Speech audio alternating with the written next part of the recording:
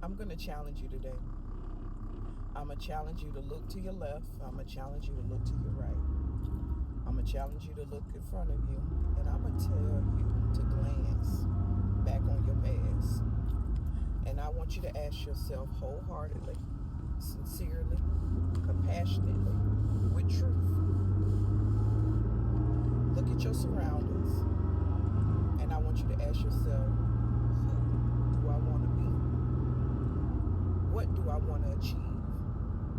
And what will it take for me to achieve it? And always remember, when I come on here to encourage you, y'all, I always tell you, don't do anything that's illegal, immoral, or unethical in the eyes of God.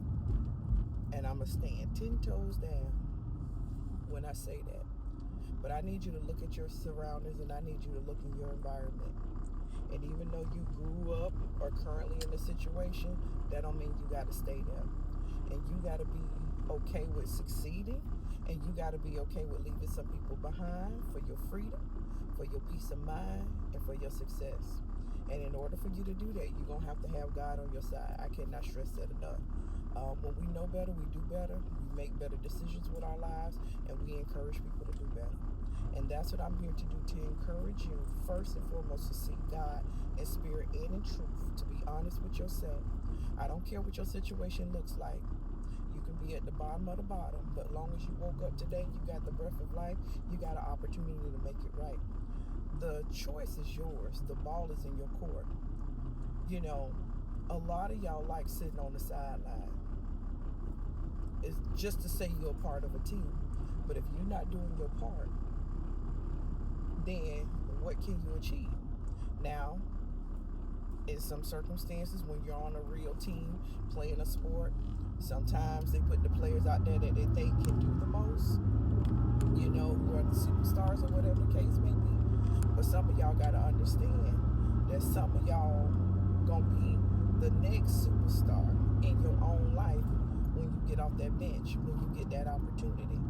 You got to know, yes, you're a part of the team. They may not have called you in, but that don't mean you don't show up to practice. That don't mean you don't give it your all, because let me tell you something, anybody can get hurt. Life can life for anybody. And you will need to step up to the plate. But I'm calling you to step up to the plate sooner than later. Don't wait to be called. Do what it is you know God has created and called you to do. And let me tell you something, everybody don't have that same start. It ain't easy for everybody. So let me tell you something, get that woe is me victim mindset out of your heart. You can't help what family you were born into, but you can help what you do and achieve in life. Yes, you may have to work harder. Yes, you may have to study. Yes, you may have to come out from amongst those cousins, siblings, or whomever it is that you like to fellowship with all the time. Let me tell you something, y'all. If you want to do great things, you're going to have to surround yourself with great people, even though you're not at that stage yet. You're going to be developed. But with your development, it requires your participation. And if you don't want to participate in your own success, then you'll live a life to your destruction and demise. So with that being said, I know you feel like you're on the bench, because you are. You see yourself in the natural, but there's greatness in you. I need you to prepare for it, but I also need you to look to your left, look to your right, and look ahead of you. And you need to glance back over your life and look where God has brought you from. That's a blessing within itself.